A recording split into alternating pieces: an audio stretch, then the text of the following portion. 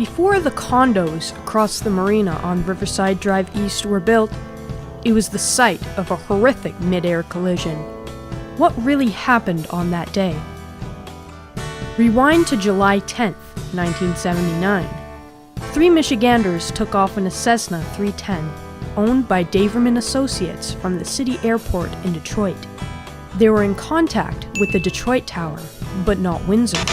Similarly, two Canadians flying a Cessna 150 were in contact with the Windsor Tower, but not Detroit's.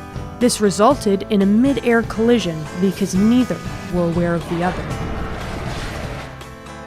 It turns out, the Cessna 150 was not on the Detroit radar because they were missing a transponder. A transponder is a device used to strengthen a plane's radar signal, important for this very reason. The carnage was scattered around 10 blocks in Riverside, falling from the sky. Residents and pedestrians were distressed by falling plane parts and debris. One of these eyewitnesses was Rick LeBlanc, who passed through the wreckage while coming home from work. CJSP, a radio station in Leamington, interviewed him as an eyewitness that day. Was it a single plane? Yeah, I didn't know there was anything else fell. What happened after that? Was there an explosion or a fire or anything? No, I didn't hear anything.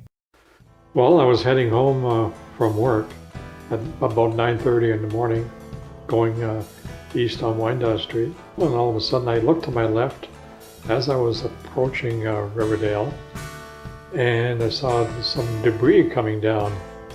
Looked kind of funny. And then I realized it was mangled bits of metal falling to the ground.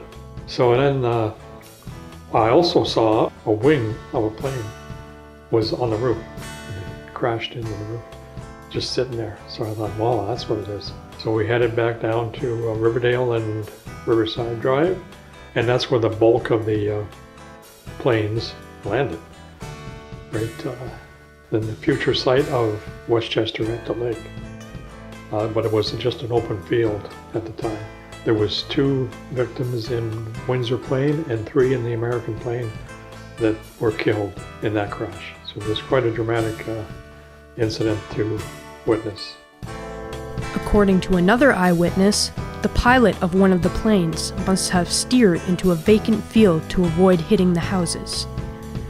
2 condominiums were built in said vacant field a year later in 1980. These buildings were nicknamed the Cessna Towers by many locals.